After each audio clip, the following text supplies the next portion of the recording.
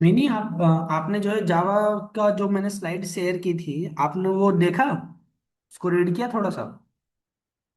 नहीं, एक्चुअली इस वीकेंड ना फ्राइडे से हमारे घर में शादी है। तो ओके। उसमें काफ़ी हम लोग सब बिजी थे। मैं नेक्स्ट वीक से डेफिनेटली चेक करती हूँ। ओके, कोई।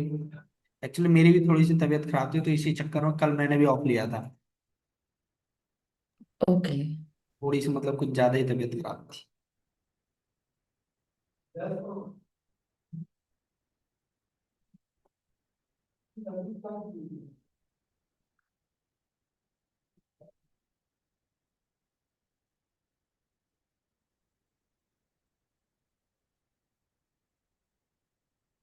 ओके, लास्ट टाइम हमने ये देखा था बेसिक, कि इसमें हेलो वर्ल्ड कैसे प्रिंट कराते हैं, सिंगल लाइन कमेंट क्या होता है, मल्टीपल लाइन कमेंट क्या होता है, डॉक्यूमेंटेड कमेंट क्या होता है, स्केप सीक्वेंस कौन कौन से हैं, ये सारी चीजें हमने देखी थी। ठीक है, आज थोड़ा सा आगे बढ़ते हैं। हमने स्लाइड में कितना कंप्लीट कर लिया था?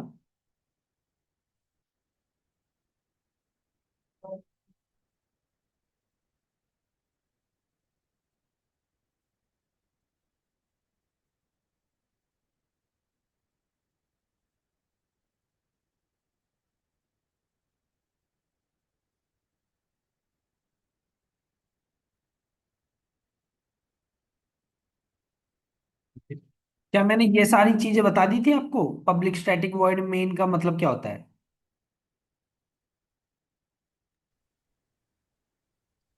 नहीं, आई थिंक यहाँ नहीं पहुंचे थे। ओके। कमांड लाइन आर्गुमेंट तो ऐसे बताया था मैंने। हाँ, कमांड लाइन आर्गुमेंट किया था। ठीक है।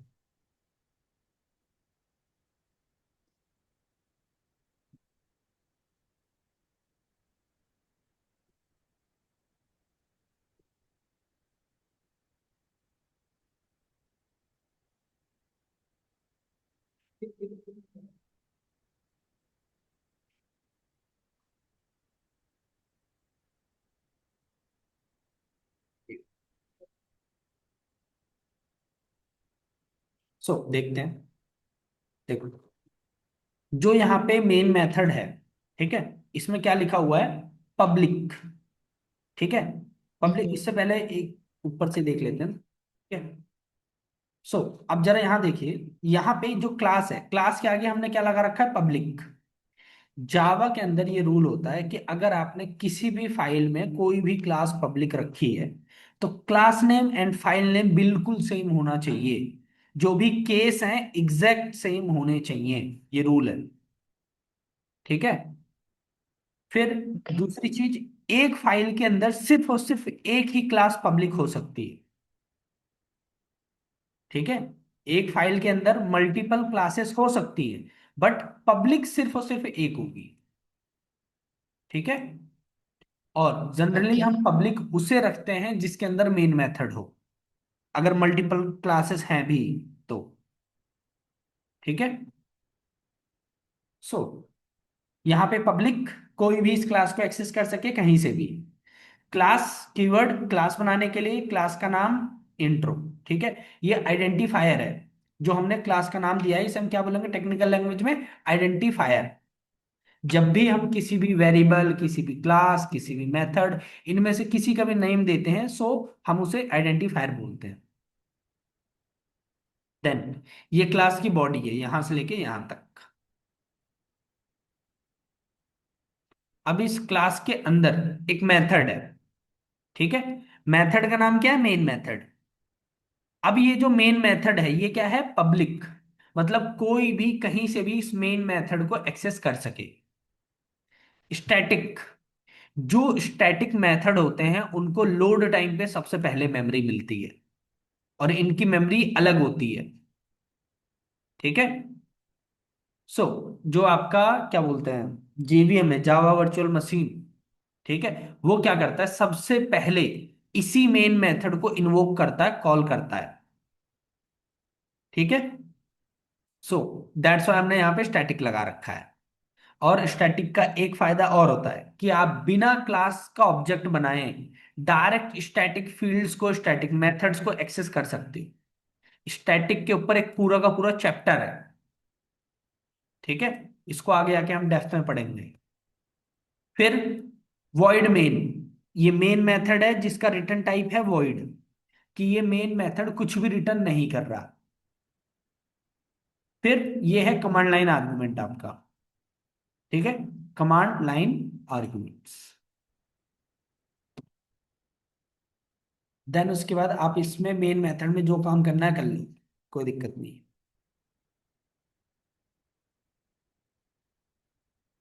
अब मैं यहाँ पे क्या कर रहा हूँ,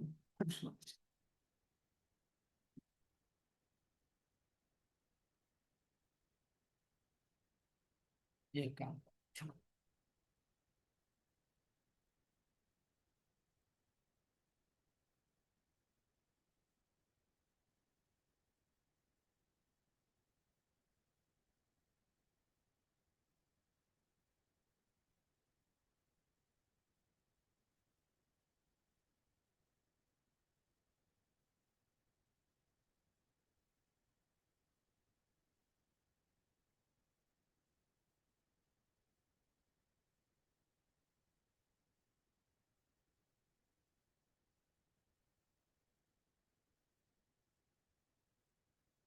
एक क्लास,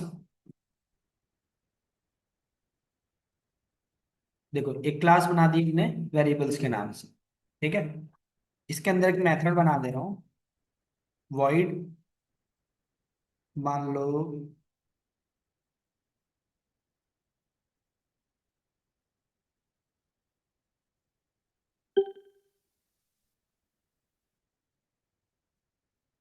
लर्न नाम का मेथड बना रहा हूँ, ठीक है। अब इस मेथड को यहाँ यूज कर,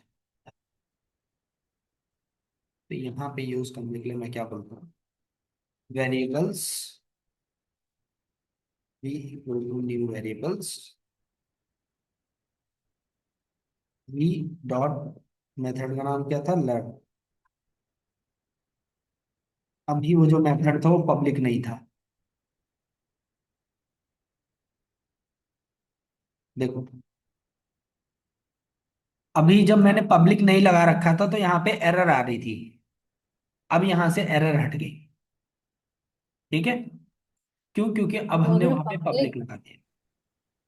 या सॉरी टू इंटरप्ट, हम्म। अगर हम पब्लिक नहीं लगाते हैं तो डिफॉल्ट वो क्या कंसिडर करता है? डेफॉल्ट, और डेफॉल्ट के लिए और कोई डिफॉल्ट, कीवर्ड की कोई जरूरत नहीं होती। बाय डिफॉल्ट जावा में सारे और वेरिएबल, डिफॉल्ट का सारे मतलब सिर्फ उसी क्लासेस, क्लास में? डिफॉल्ट मतलब same package,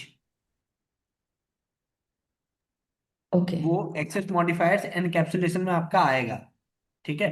public, private, protected, default, ये सब। तो अभी के लिए जितने भी काम करो सबको पब्लिक मार्क कर दो, ठीक है। ओके। अब मैंने क्या किया, यहाँ पे एक दूसरी फाइल बनाई थी। सेम फाइल में किया होता तो कोई दिक्कत ही नहीं थी, ठीक है, डायरेक्ट यहीं पे कोड लिख देता। बट मैंने यहाँ पे क्या किया, एक दूसरी फाइल बनाई, ठीक है, एक जावा फाइल बनाई, उसके अंदर एक क्लास बनाया, क्लास के अंदर एक मेथड बनाया, और दोनों को मैंने पब्लिक मार्क किया ताकि कोई भी कहीं से भी इन क्लास को, इन मेथड को यूज कर सके, ठीक है। तो जब भी आपको किसी भी क्लास को यूज करना है तो सबसे पहले हम क्या करते हैं, उसका ऑब्जेक्ट बनाते हैं, ठीक है। क्लास का क्या बनाया जाता है, ऑब्जेक्ट। इसको हम आगे आगे डेप्थ में पढ़ेंगे, ऑब्जेक्ट कैसे बनाते हैं या क्या होता है पूरा। अभी ये देख लो, क्लास का नाम, जो भी टाइप है उसका नाम, उसका रेफरेंस वेरिएबल कोई भी नाम दे सकते हो, यहाँ पे ऑब्जेक्ट का मैंने वी दे दिया, इक्वल टू न्यू, न्यू उसको मेमोरी एलोकेट करने के लिए दिया है, और वेरिएबल्स ये उसका कंस्ट्रक्टर है। तो इस तरीके से एक ऑब्जेक्ट बनाया जाता है जिसका नाम रखा मैंने वी। अब इसी ऑब्जेक्ट के अंदर सारे आपके वेरिएबल्स एंड मेथड्स होंगे वेरिएबल क्लास के, जिसे आप एक्सेस कर सकते हो यहां से, ठीक है। अगर मैं वेरिएबल वाले सारे काम यही इंट्रो में कर देता तो कोड बहुत ज्यादा मैसी हो जाता। दैट्स वाई मैंने अलग फाइल बना के, अलग मेथड बना के तब यहां पे काम कर रहा हूं, ठीक है।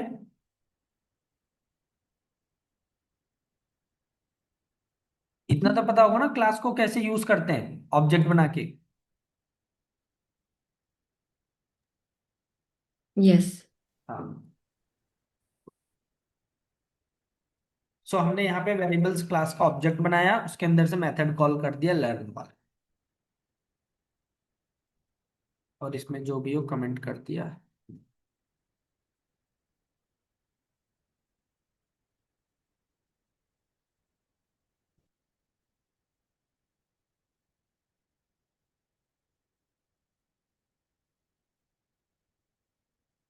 तो देखते हैं।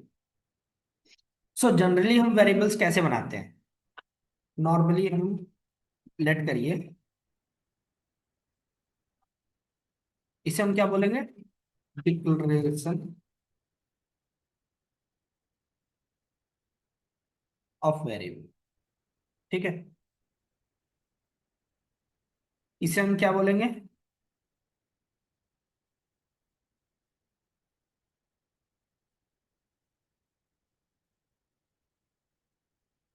Initialisation of variable. जब भी हम कोई वेरिएबल बनाते हैं, सबसे पहले उसकी क्या होती है? डिक्लेरेशन होती है। तो मैं यहाँ पे डिक्लेयर कर रहा हूं कि मेरे पास एक वेरिएबल है ए नाम का, ठीक है, जो कि इंटीजर टाइप की वैल्यू को स्टोर करेगा। वेरिएबल आपको पहले से पता होगा, वेरिएबल स्पेशल टाइप के कंटेनर होते हैं जिसके अंदर हम अपना डेटा जो है स्टोर करते हैं। ठीक है, ये आपने सी या सी प्लस प्लस में या किसी और में ऑलरेडी पढ़ रखा होगा।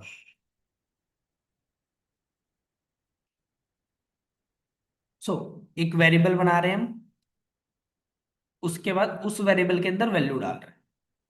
ठीक है, तो यहाँ पे जो इंट है ये क्या है? हमारा डेटा टाइप है। ठीक है, और ए जो है ये हमारा आइडेंटिफायर है, ये हमने वेरिएबल का नाम दिया है ए। तो जो भी नाम देते हैं हम उसे बोलते हैं टेक्निकल लैंग्वेज में आइडेंटिफायर। ठीक है, सो डेटा टाइप ही बताता है कि डेटा किस तरीके का आएगा इस वेरिएबल के अंदर, और डेटा टाइप के हिसाब से ही डिफाइन किया जाता है साइज। ठीक है, जो डेटा टाइप है वही बताता है कि एक वेरिएबल का साइज क्या होगा मेमोरी के अंदर। ठीक है, मेरे को एक बात बताओ, अगर मैंने ए नाम का एक वेरिएबल बनाया है, तो क्या मैं पॉजिटिव इंफिनिटी तक कितनी भी बड़ी वैल्यू, नेगेटिव इंफिनिटी तक कितनी भी छोटी वैल्यू स्टोर कर सकता हूँ इसमें?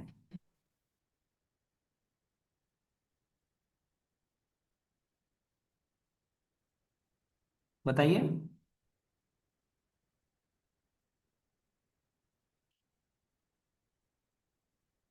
अगर एक वेरिएबल बनाई है हमने तो उसमें कुछ ना कुछ लिमिट तो होगी ना।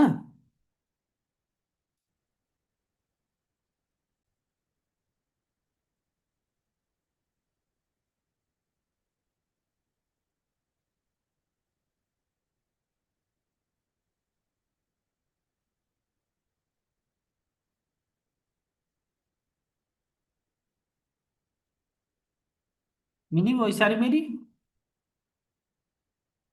हाँ जी, अब आ रही है, बीच में नहीं आ रही थी।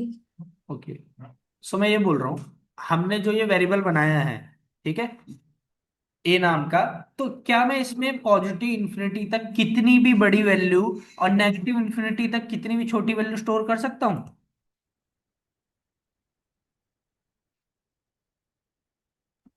Range range of value. हाँ, तो रेंज क्या होती है? जो इंट है, इंट की रेंज क्या होती है?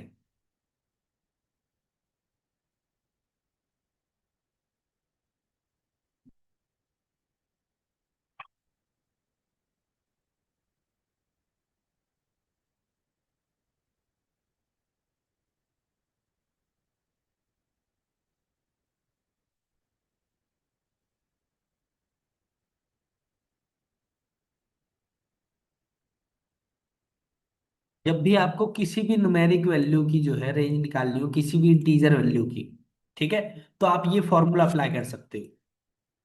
इंट मेमोरी में कितने बाइट की जगह लेता है? 32 बिट्स आई थिंक। हाँ, 32 बिट। ठीक है, 32 बिट मतलब 4 byte. 1 byte equal to 8 bits. ठीक है, सो इस फॉर्मूले में पुट कर दो। तो इस फॉर्मूले में अगर मैं पुट करूंगा तो माइनस में 2 की पावर 31 से लेकर 2 की पावर 31 - 1, ये रेंज होगी। अब 2 की पावर 31 निकाल लो कितना आ रहा है।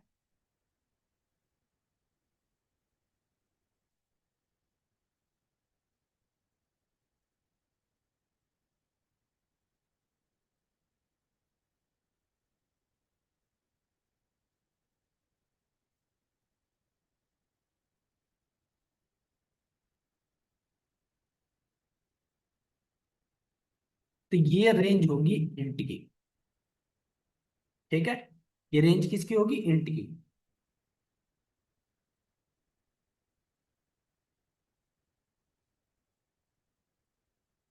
तो ऐसे हर एक डेटा टाइप की एक रेंज होती है। तो जो इंट है इसमें मिनिमम ये वैल्यू और मैक्सिमम ये वैल्यू तक स्टोर हो सकती है, ये रेंज है। यहां से इससे छोटी वैल्यू स्टोर नहीं हो सकती, इससे बड़ी वैल्यू स्टोर नहीं हो सकती। ठीक है, तो जाहिर सी बात है अगर 4 बाइट की मेमोरी है तो यही रेंज होगी। अगर ऐसी 8 बाइट की मेमोरी हुई तो रेंज क्या होगी।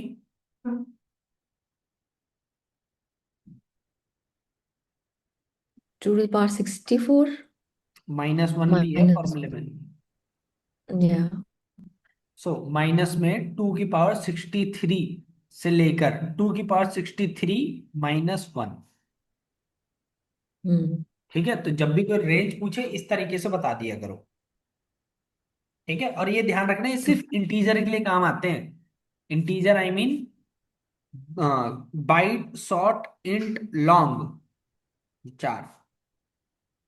ठीक है, इनका ध्यान रखना। ये आगे हम डेप्थ में डेटा टाइप में पढ़ेंगे। So okay. इस तरीके से हम एक वेरिएबल बनाते हैं।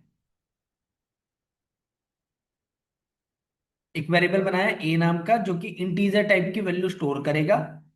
फिर हमने ए के अंदर 10 स्टोर कर दिया। ठीक है, देन उसके बाद मैं क्या कर रहा हूं यहां पे, जो काम ऊपर मैंने 2 लाइन में किया है सेम काम एक लाइन में। मैंने क्या किया, एक बी नाम का वेरिएबल बनाया, उसके अंदर 30 स्टोर कर, मतलब 20 स्टोर कर दिया। तो जो काम मैं 2 लाइन में कर रहा हूं वही सेम काम एक लाइन में। डिक्लेरेशन और इनिशियलाइजेशन दोनों। अगर आपको मल्टीपल वेरिएबल्स बनानी हो, ठीक है, तो आप कुछ इस तरीके से कर सकते हो।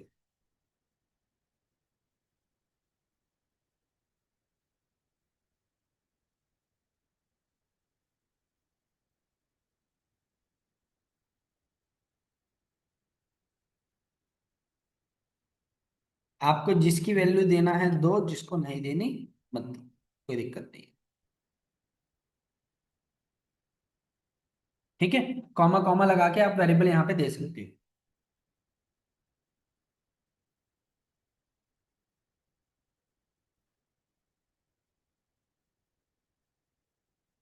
अब मैं क्या कर रहा हूँ,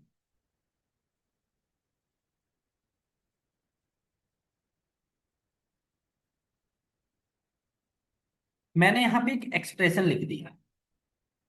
मैंने बोला int result equal to a + b। तो राइट हैंड साइड में मैंने यहाँ पे एक एक्सप्रेशन लिखी कि ए और बी दोनों की वैल्यू को ऐड करो और स्टोर कर दो रिजल्ट में। जो इक्वल है, इक्वल जो है असाइनमेंट जो करता है वो राइट टू लेफ्ट करता है।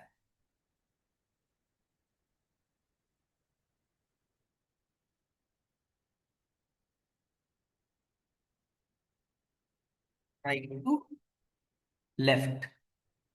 क्लियर। इक्वल में जो असाइनमेंट होती है वो राइट टू लेफ्ट होती है। ओके। सो a + b कितना हुआ, 10 और 20, 30 हुआ। 30 स्टोर हुआ रिजल्ट में। अब अगर मेरे को इसे कंसोल में प्रिंट करवाना है तो क्या स्टेटमेंट लिखनी पड़ेगी। S out.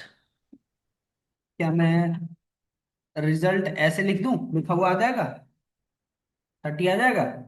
No. 2D। Because ये स्ट्रिंग है। एग्जैक्टली। तो हमें क्या करना पड़ेगा, इस तरीके से लिखना पड़ेगा, विदाउट डबल कोट्स। ठीक है, तब जाके ये वेरिएबल की तरह मानेगा इसे। ठीक है, एक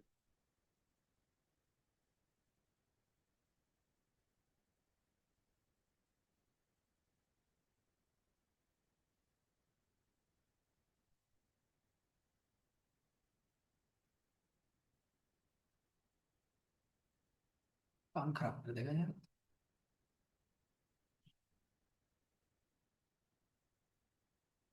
बार बार उधर क्लिक करना होता है। देख, ये लो, रिजल्ट 30। ठीक है, अब यही काम अगर मेरे को एक लाइन में करना होता तो मैं क्या करता, रिजल्ट इक्वल टू, अब यहां पे प्लस में रिजल्ट लिख रहा हूं। तो यहां पे क्या है, ये है स्ट्रिंग और ये है वेरिएबल, और दोनों के बीच में क्या लगा हुआ है, प्लस। तो प्लस का मतलब होता है कॉन्केटिनेट। प्लस का मतलब क्या होता है, कॉन्केटिनेट। तो ये क्या करेगा, रिजल्ट जो स्ट्रिंग है और दूसरा रिजल्ट जो वेरिएबल है, दोनों को ज्वाइन कर देगा। ठीक है, और रन करो इसे, देखो आउटपुट क्या आ रहा है। रिजल्ट इक्वल टू 30 आ गया।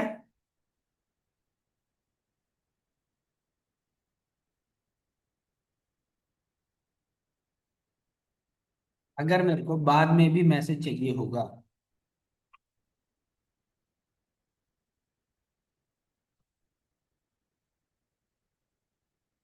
तो मैं ऐसे लिख दूंगा।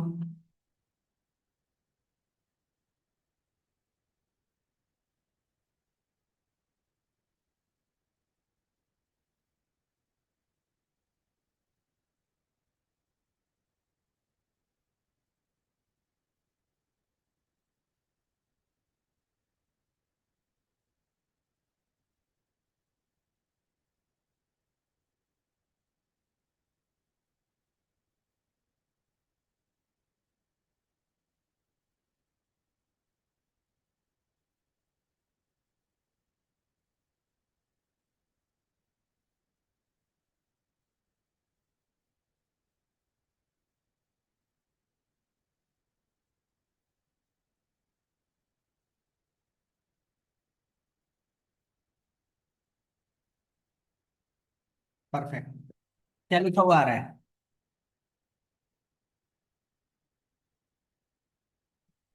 रिजल्ट की वैल्यू 30 है।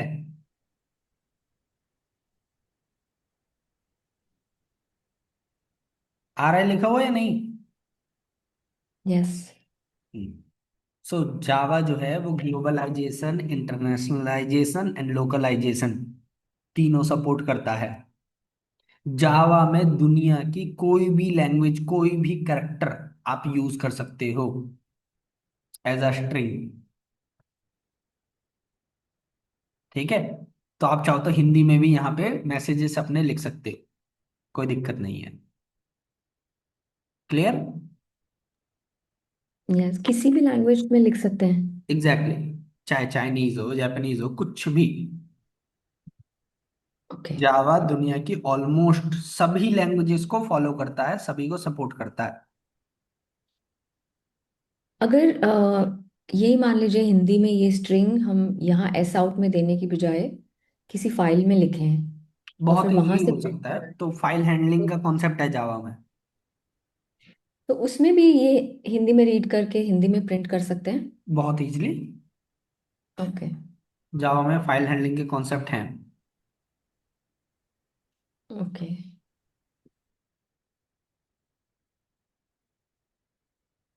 सो इस तरीके से हम लोग वेरिएबल पे काम करते हैं। यहां तक कोई प्रॉब्लम किसी चीज में।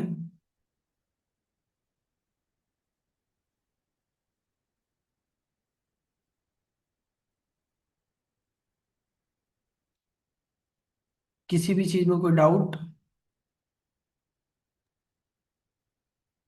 It's okay. ओके, सो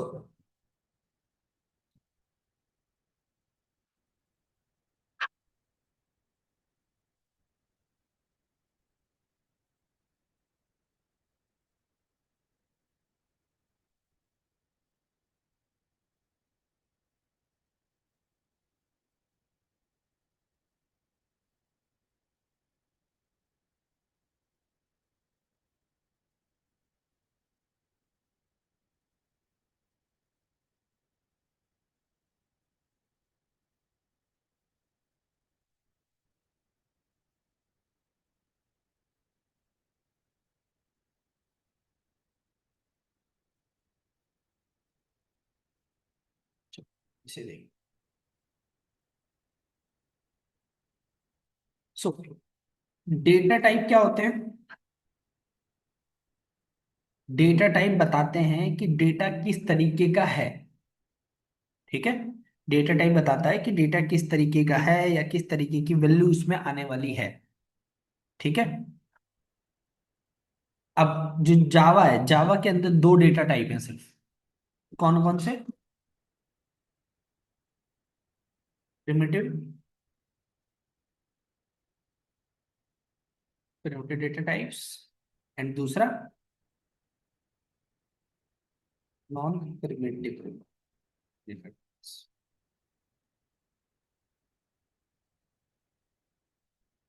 जो प्रिमिटिव डेटा टाइप है वो आपकी सिंपल और you can say single value store करते हैं। जो नॉन प्रिमिटिव है can store complex slash multiple values. ठीक है। तो हमारे पास ये दो डेटा टाइप है, प्रिमिटिव एंड नॉन प्रिमिटिव। ठीक है।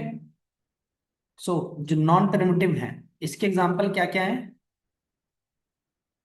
इसका एग्जांपल है आपका array, string, annum, class. Class is also a user defined data type, याद रखना इसको। ठीक है। Interface, etc. तो ये सारे एक यूजर डिफाइंड डेटा टाइप है। ठीक है। जो नॉन प्रिमिटिव है इसको हम यूजर डिफाइंड डेटा टाइप भी बोलते हैं।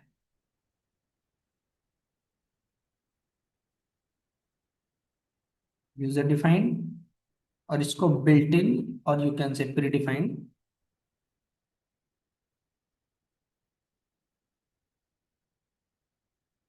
ठीक है। तो ध्यान रखना जो नॉन प्रिमिटिव डेटा टाइप है पूरे के पूरे चैप्टर है सर। ये पूरे के पूरे क्या है? चैप्टर है। तो इनको हम धीरे धीरे पढ़ते रहेंगे थ्रू आउट द कोर्स। ठीक है। सो अभी हमें स्टार्ट करना है प्रिमिटिव डेटा टाइप से।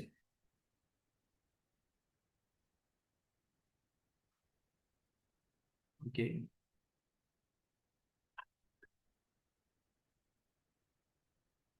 तो हमें प्रिमिटिव डेटा टाइप से स्टार्ट करना है। तो प्रिमिटिव डेटा टाइप के एग्जांपल कौन कौन से? प्रिमिटिव डेटा टाइप है आपके एग्जांपल क्या है? बाइट, शॉर्ट, और एक एस small, byte, short, int, long, float, double, boolean, char. ठीक है। एक दो तीन चार पाँच छः सात आठ फैक्ट। तो ये आठ प्रिमिटिव डेटा टाइप हमारे पास अवेलेबल है। ठीक है। यहां तक कोई डाउट? एक क्वेश्चन है। हाँ जो बताइए। नॉन प्रिमिटिव है उसमें हम कह रहे हैं ये यूजर डिफाइंड है। हाँ, पर अगर नॉन प्रिमिटिव में स्ट्रिंग है तो स्ट्रिंग तो एक इंटरनल क्लास है, ये यूजर डिफाइंड कैसे हुआ? एक बात बताइए, जो स्ट्रिंग है, स्ट्रिंग बनी किससे होती है? में शायद कैरेक्टर्स से बनी हो। कैरेक्टर एरे से। सी सी प्लस हम्म। प्लस के अंदर जो स्ट्रिंग है वो कैरेक्टर एरे से बनी होती है।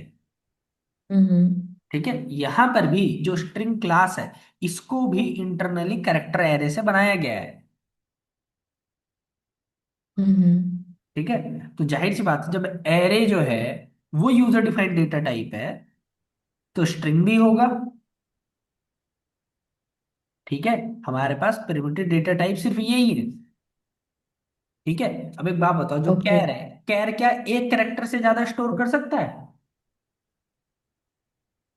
शायद नहीं। नहीं। तो जाहिर सी बात है, तो यहाँ पे तो कोई ऐसा डेटा टाइप था ही नहीं जो मल्टीपल जो है कैरेक्टर से एक साथ स्टोर कर सके।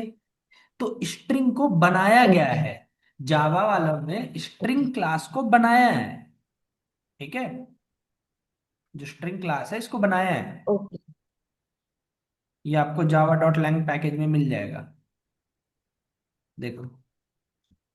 Since Java 1.0, public class, sorry, public final class string implement serializable interface comparable char sequence constable and constant desc. Hmm. और ये देखो,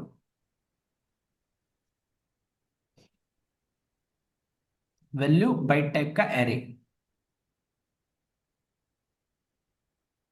ठीक है, इसके ऊपर जरा कर्सर लेके जाओ, क्या लिखा हुआ है? The string class represents character strings, all string literals in Java program such as double quote में ABC are implemented as instance, instance का मतलब होता है ऑब्जेक्ट ऑफ दिस क्लास। तो जावा बोल रहा है कि सर डबल कोट में कुछ भी है, ठीक है, वो सब के सब स्ट्रिंग क्लास के ऑब्जेक्ट हैं।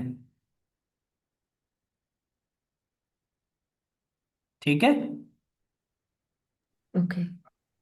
हाँ, सो स्ट्रिंग भी यूजर डिफाइंड डेटा टाइप के अंदर ही आ जाता है।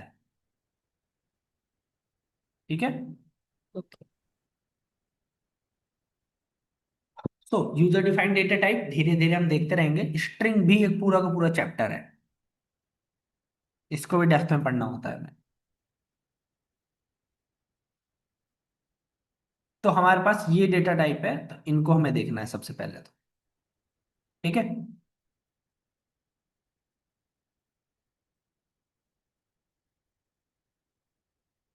एक काम कर रहा हूं, इनसे पहले एक छोटा सा काम कर लेते हैं, चलो। ठीक है, यहाँ आओ, एक न्यू क्लास बना रहा हूं।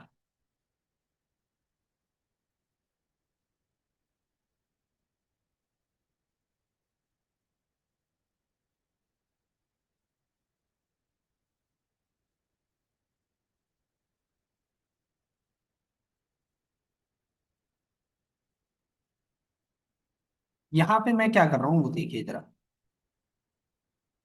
अभी तक जो हमने एडिंग की थी, एडिंग हमने क्या किया था?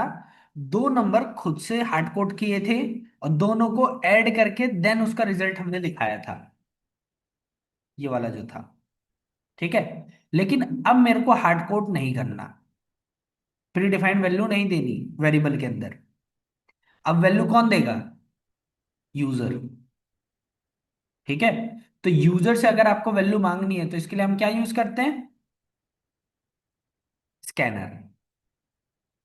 ठीक है, अभी के लिए आप ये वाली लाइन, ये वाली और ये वाली लाइन, दोनों को रट लो। ठीक है, इन दोनों लाइन को ओके। रट लो। जब मैं क्लास ऑब्जेक्ट ऊप्स वगैरह डेप्थ में कराऊंगा उसी समय समझाऊंगा ये क्या है। कि स्कैनर का reference variable SC, new memory देने के लिए स्कैनर कंस्ट्रक्टर है, कंस्ट्रक्टर के अंदर इनपुट स्ट्रीम का ऑब्जेक्ट पास हो रहा है। ये सारी चीजें आपको बाद में बताऊंगा मैं। ठीक है, तो अभी के लिए ये लाइन रट लो। सो मैं यहाँ पे क्या कर रहा हूँ, कुछ वेरिएबल्स ले रहा हूँ, num1 num2 और रिजल्ट। अब मैंने यहाँ पे हार्ड कोड वैल्यू कुछ नहीं ली, मैं यूजर से लेना चाह रहा हूँ। तो मैं क्या कर रहा हूँ, system dot println, print use कर लेता हूँ, ज्यादा अच्छा पड़ेगा। Enter first number. ठीक है, num1 equal to sc dot next int.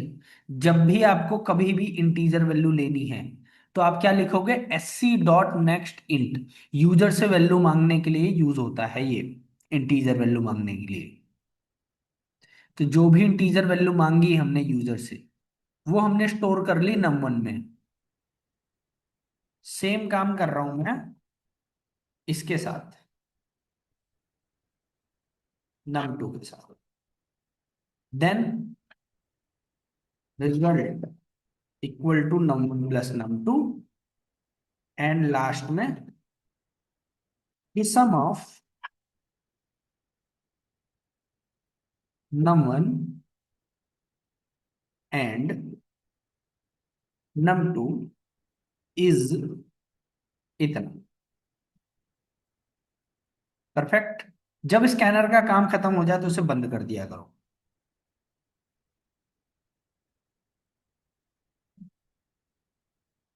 Save. Save and execute.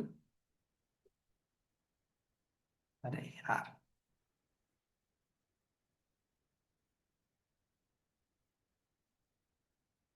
एक मिनट, मैंने इसको कॉल ही नहीं करा है, यूजर ऐड के अंदर से ऐड वाला। जब तक उसको कॉल नहीं कराओगे जब तक कोई फायदा ही नहीं है।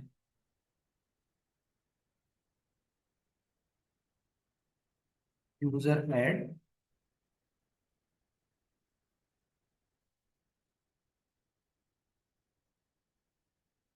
Let's see.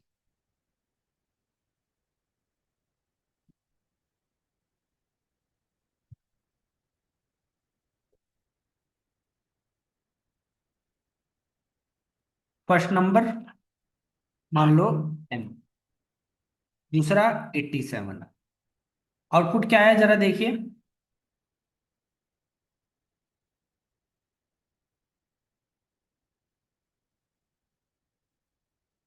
आउटपुट आ गया। या, यस, 97। ओके, एक काम करिए, इसका स्क्रीनशॉट ले लीजिए। अभी मीटिंग फिनिश हो जाएगी तो इसमें अभी थोड़ा सा डिले होगा, 9-10 मिनट का। तो जब तक आप हम्म। इसमें दो वेरिएबल तीन वेरिएबल लेके दोनों मतलब ऐड मल्टीप्लाई जो भी है उसको ट्राई करके देख लो। इसका श्योर। स्क्रीनशॉट ले लीजिए जल्दी। हाँ जी। विंडो के एक साथ प्रिंट क्वेश्चन भी है। स्क्रीन। हाँ जी। हाँ बताइए। एक क्वेश्चन है कि कमांड लाइन आर्ग्यूमेंट्स भी है उधर मेन मेथड में, हाँ जिससे हम आर्ग्यूमेंट ले सकते हैं, और ये एक स्कैनर से भी हम इनपुट ले सकते हैं।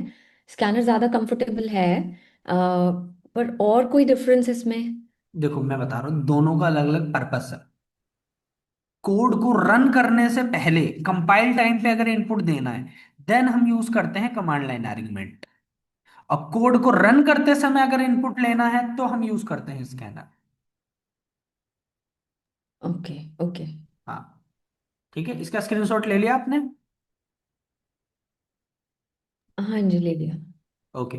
सो अभी मीटिंग फिनिश हो जाएगी तो अभी 10 मिनट का ब्रेक होगा। तो आप एक काम करिएगा, इसको हम्म। जो है इम्प्लीमेंट कर लेना। ठीक है। ठीक है।